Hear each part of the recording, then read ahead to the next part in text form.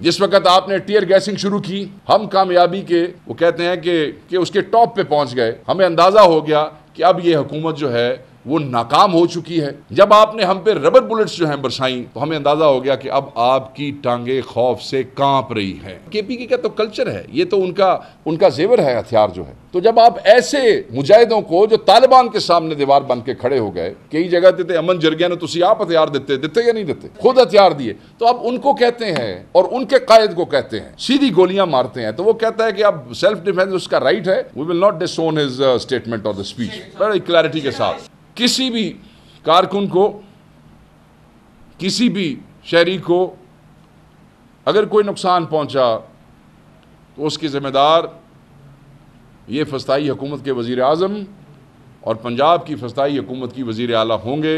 ये हम वाज़े तौर पे कहना चाहते हैं। हमारे मुतालबात बड़े वाज़े हैं। जो लोग हमारे नाजायज़ वर्कर गिरफ़्तार किए गए हैं उन्हें फिलफौर रिहा किया जाए। इमरान खान साहब के ऊपर जो जाली मुकदमात हैं उन्हें ख़त्म किया जाए। एक और रिक्वेस्ट भी है को हया भी कर लो, तो मामा धियाँ दी माओं और बेटियों की इज़्ज़त करना भी सीख लो। और साथ ये गुजारिश भी है कि ये जो हमारे फील्ड रिपोर्टर्स हैं, हमारे भाई, ये हमारे जो चैनल्स के और सोशल मीडिया के जितने भी हमारे रिपोर्टर्स भाई, इनके साथ आपका रवैया वो भी काबिल मज़म्मत है। हमने उस वक़्त की मज़म्मत की, हम अभी भी मज़म्मत करते हैं। ए हयाश देखें, जब आप रियासती ताकत के जोम में होते हैं ना, तो उस वक़्त फिर आपको अंदाज़ा नहीं होता कि आप के तजावुज़ात के आप किस तरीके से आप तजावुज़ कर रहे हैं। हम ये समझते हैं कि रावलपिंडी में इस हुकूमत की सरपरस्ती में हमारे लोगों पे हमला करने वाले नकाब पोशों के ऊपर FIR दर्ज की जाएँ और वो दर्ज होनी चाहिए। पंजाब और वफाक के माली वसाइल से झूठे, बेहुदा, नफ़रत अंगेज़ और बेबुनियाद प्रोपेगंडे के ज़रिए सूबाई मुनाफरत, लिसानियत, नस्ल परस्ती को हवा देने और तकसीम के बीज जो बोए जा रहे हैं और उसको जो हवा दी जा रही है उसको ख़त्म किया जाए, या आप इस मुल्क को तबाही की तरफ लेके जा रहे हैं। हम पुरअमन सियासी सरगर्मियाँ, जैसे मैंने पहले कहा, करते रहेंगे। आप ये अपना जो मकरू खेल है ना सियासी आवाज़ों को दबाने का, ये आप ख़त्म कर दें। तो बस यही हमारे मुतालबात हैं। और मैं ये समझता हूँ, मैं इस बात को वाइंड अप करता हूँ कि वो ये है कि लोगों की आवाज़ दबाने की कोशिश ना करें। आपको किस बात का डर है? आपके बड़े बुलंद बांग दावे हम सुनते हैं रोज़ टीवी पे बैठ के, इंज हो गया था, उंज हो गया था, इंज हो। खौफ किस बात का? मैं आपको एक छोटी सी मिसाल वाज़े बता देता हूँ कि जब हमने एहतजाज का ऐलान किया, आपने कंटेनर लगाए, हमारा एहतजाज, ग्रैंड मैसिव एहतजाज जो पिंडी में था, वो कामयाब हो गया। जिस वक्त आपने टीयर गैसिंग शुरू की, हम कामयाबी के वो कहते हैं कि उसके टॉप पे पहुंच गए। हमें अंदाज़ा हो गया कि अब ये हुकूमत जो है वो नाकाम हो चुकी है। जब आपने हम पे रबर बुलेट्स जो हैं बरसाई, तो हमें अंदाज़ा हो गया कि अब आपकी टांगे खौफ से कांप रही हैं। और उस खौफ में और उस उलझन में आपको ये भी अंदाज़ा नहीं है कि ये पाकिस्तानी, ये माएँ, बेटियाँ, बहनें, बच्चे, ये इन गोलियों का शिकार हो सकते हैं और इससे इंतशार हो सकता है। तो मैं उस कामयाब एहतजाज के बाद दूसरे एहतजाज के हवाले से आपको बता चुका हूँ और तंबीह कर चुका हूँ। गवर्नमेंट अपनी इन बेहूदगियों से बाज आए, वरना हर चीज़ की जिम्मेदार ये खुद होंगे। Thank you very much.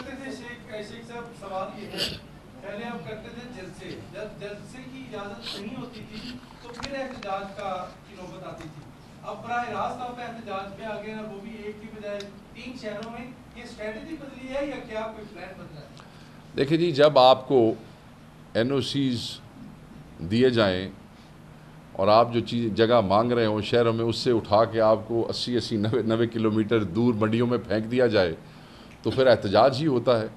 जब NOCs के बावजूद आपके रास्ते रोके जाएं, जब NOCs के बावजूद आपके बच्चे डिटेंशन ऑर्डर्स में 15-15 दिन के लिए भेजे जाएं। मेरे अपने भतीजे कज़न्स जो हैं वो लाहौर जलसे से 2 दिन पहले उठाए गए, मैं नहीं बोला। इस तरह हर ज़िले में हमारे बच्चे उठाए गए, 15-15 दिन के लिए डिटेंशन ऑर्डर्स दिए गए, हाई कोर्ट से हमने कैंसिल करवाए जाके।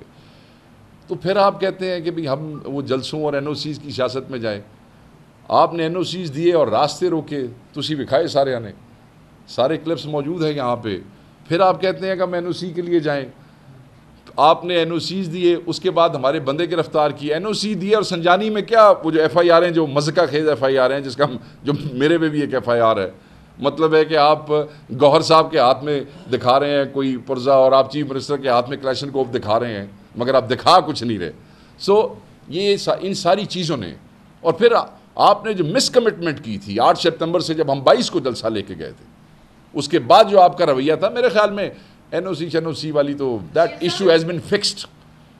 एहतजाज के लिए किसी NOC की ज़रूरत नहीं होती। शेख साहब, अली मिर्जापुर साहब ने कहा कि अगर एक गोली बरसाएंगे तो हम 2 गोलियां बरसाएंगे। हाँ। इधर भी अपने लोग हैं, उधर भी अपने लोग हैं, तो बीच का क्या रास्ता निकलेगा?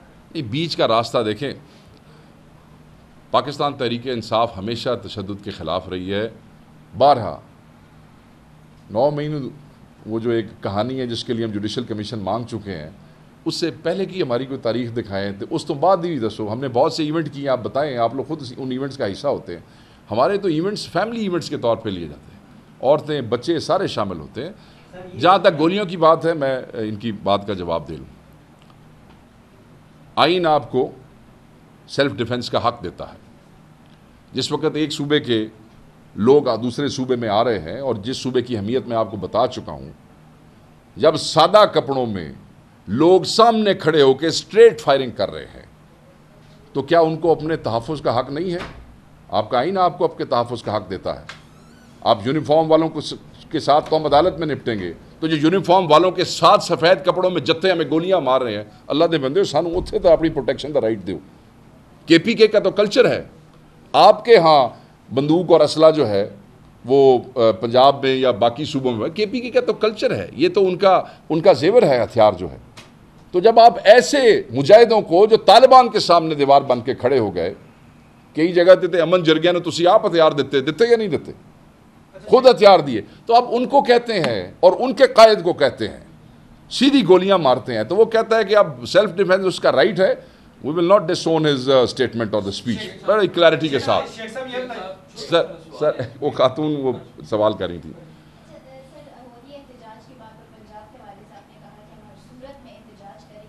इंशाअल्लाह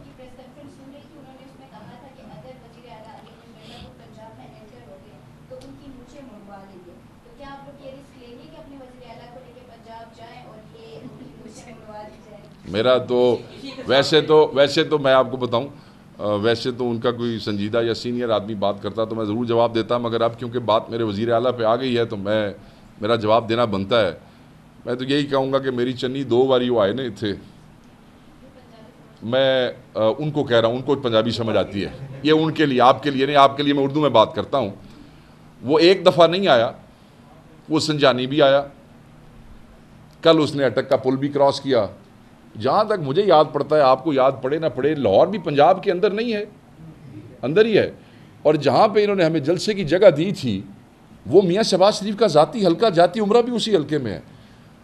तो वो की तुहाडे को नहीं खुट गए सन, कम हो गए सन, की बनया सी। वो शेर का बच्चा है, जब वो कहता है तब वो आता है। वो आया था जिसने कोशिश करनी है करके देख ले। मुझे तो पता लग रहा था 47 की हुकूमत है।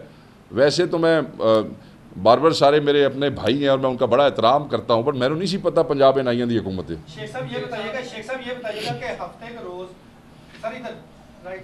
सॉरी जब एहतजाज की कॉल दी गई तो पाकिस्तान तहरीक इंसाफ की मरकजी क़यादत में से कोई भी यहाँ इस्लामाबाद से उठ कर रावलपिंडी नहीं पहुँच सका। इमरान खान की बहनें पहुँची हैं, आलिया हमजा पहुँची हैं, आमिर मुगल जो है वहाँ पर पहुँचे, आपके यूथ के नौजवान। क्या वजह है कि जो मरकजी क़यादत है, आप हैं या हाँ मैं आपको बता वो वहाँ पर नहीं पहुँच ये सके। बड़ा दूसरी बात, हाँ, वज़ीर आला साहब को पता था, पहले ही पता चल गया रास्ते बंद हो गए, तो वो क्यों अर्ली मॉर्निंग नहीं निकले या उसके लिए क्यों स्ट्रेटजी बनाकर नहीं आए कि उन्होंने हर सूरत जाकरबाग पहुंचना है और वहां पर कारकुनान को आपने आगे कर दिया था? देखें, मैं आपको नहीं, ऐसी बात नहीं है। पहली बात तो ये है कि आपने कहा कि कोई मरकजी लीडर नहीं गया, ये बात बिल्कुल गलत है, मैं उसकी दुरुस्ती कर देता हूँ। MNAs तो आपको पता है आइनी तरमीम के हवाले से इन्हें हमारी बड़ी ज़रूरत है। इतनी ज़रूरत है कि ये MNAs को पार्लियामेंट में से नकाब पोश अगवा करके ले जाते हैं। MNAs की इनको इतनी ज़रूरत है कि उनको उठाते हैं छुपाते हैं पंजाब हाउस में और फिर पूरी रात बैठे रहते हैं उनके इंतज़ार में पार्लियामेंट में। तो MNAs के लिए तो कायद के हुक्म पे पार्टी पॉलिसी थी कि कोई MNA इस फील्ड में नहीं जाएगा, क्योंकि वो इस एहतजाज के बहाने से MNAs को जो है वो नुकसान पहुंच सकता है। इसलिए हमने फोकल पर्सनस जो प्लानिंग की थी इस एहतजाज की, उसमें लीड पर्सन MPA बनाया था और हर MNA को ये कहा गया था कि वो अपने हलके के लोगों को उस MPA की क़यादत में भेजेगा। अल्हम्दुलिल्लाह ऐसे ही हुआ, क्योंकि पिंडी का बड़ा कामयाब एहतजाज था। जहाँ तक आपने मरकज़ी क़यादत की बात की, यहाँ से बैरिस्टर गौहर साहब गए, गिरफ़्तार हुए, शुएब शाहीन साहब गए, गिरफ़्तार हुए, यहाँ से सलमान अकरम राजा साहब गए, गिरफ़्तार हुए। और ये कहना बिल्कुल गलत होगा कि कोई वहाँ ना पहुँचा। जहाँ आपने ये कहा कि लेट पहुँचे, मेरे भाई वो बिल्कुल अपने मुकर्रर वक्त पे वहाँ से निकले, उसी वक्त उनको निकलना चाहिए था। वो अकेले नहीं आ रहे थे, उनके साथ हज़ारों गाड़ियाँ, हज़ारों लोग थे। हर 5 किलोमीटर पे पंजाब क्रॉस करने के बाद उनके ऊपर जो है वो शेलिंग की गई और जब बुरहान में आके वो स्टक हुए तो न सिर्फ इस दफ़ा कंटेनर्स लगाए गए थे, बल्कि रोड पे ट्रक ट्रॉलर खड़े करके उनके टायर जो हैं वो बर्स्ट कर दिए गए थे। वहाँ पे आके वो स्टक हो गए और गाड़ियों से निकल के कई किलोमीटर तक वज़ीर आला को पैदल चलना पड़ा, क्योंकि हमारा ये एहतजाज अंडर द इंस्ट्रक्शंस जो भी थी क़यादत की वो 2 बजे से टिल डार्क था। जैसे ही अंधेरा शुरू हुआ, अंधेरा घंटा 1.5 घंटा आगे बढ़ गया। उसके बाद पिंडी और यहाँ क़यादत का ये फ़ैसला था, लाइटें बंद कर दी गई हैं। ये कोई पिंडी को फतह नहीं करने जा रहे थे, ये कोई धरना देने नहीं जा रहे थे। एहतजाज था, बेहतरीन कामयाब रिकॉर्ड हुआ, एंड ऑफ द स्टोरी। और मुझे बड़ा अफसोस है और बड़ी मजम्मत है कि हमारे भाई हैदर शिराजी के साथ जो पुलिस का रवैया था, हमने उसकी मजम्मत भी की और हम ये समझते हैं कि किसी भी मीडिया का कोई नुमाइंदा जो है ये बेशर्मी नहीं होनी चाहिए। हुकूमत का कहना है कि उन्होंने प्लान भी तैयार कर लिया है, अब उनको मौलाना फजल रहमान की भी जरूरत नहीं है, आईनी तरमीम के हवाले से तैयारी मुकम्मल है और उसके तहत वाली तरमीम ले आएंगे। उस पर आपकी क्या स्ट्रेटजी होगी अगर हुकूमत प्लान भी तैयार? स्ट्रेटजी तो मेरे भाई मैं आपसे यहाँ नहीं डिस्कस करूँगा। मैं उन्हें यही कहूँगा कि अगर इतना ही कुछ हो गया तो फिर कर लेना सी, असी रोके है तुहानू, हमने तो किसी को कोई नहीं रोका हूँ। आखिरी सवाल कर लेते हैं सर। हाँ हाँ, लाहौर की वजीर आला सिर्फ लाहौर की कह सकता हूँ, और अगर पंजाब की भी आप मानते हैं वो भी कह नहीं, हम तो 47 वालों को मानते ही नहीं है। सियासी लोगों को जो है ना वो इजाज़त दी जा सकती है, लेकिन दहशतगर्दी तंजीम को उसको कोई इजाज़त नहीं दे सकती। वजीर आज़म ने भी कहा है कि पाकिस्तान को मैं अमन का गहवारा बनाना चाहता हूँ, लेकिन ये जो है ना सियासी पार्टी बन के आई तो हम इनको वेलकम। अच्छा, हम सियासी पार्टी नहीं है वो ये समझती हैं। तो ये अहमद ख़ान भच्चर अपोजिशन लीडर जो आपने हमारा एक्सेप्ट किया है, उधर जो पंजाब में आपने हमारी पार्टी को अपोजिशन के कोटे में स्टैंडिंग कमेटीज़ दी हैं, इधर जो आप बैठ के रोज़ मुज़ाकरात का रोना धोना कर रहे हैं टीवी के ऊपर, ਇਹਦਾ मतलब है कि फिर तुसा दहशतगर्दां नाल कमेटियां दे के बैठे होते उन्होंने अपने नाल। इट्स नॉनसेंस, ये गुफ्तगू बचगाना गुफ्तगू है।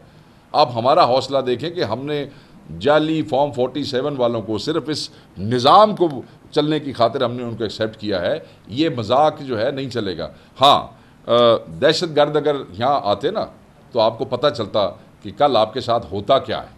ये निहत्ते लोग थे, औरतें, बच्चे, नौजवान, पुरअमन शहरी पाकिस्तानियों से नफ़रत अंगेज़ रवैया इस जाली हुकूमत को ख़त्म करना पड़ेगा, नहीं तो बहुत से अबू सईदी हर गली में पैदा हो जाएंगे। और आपका आखिरी दिन, आखिरी सवाल सर का लें।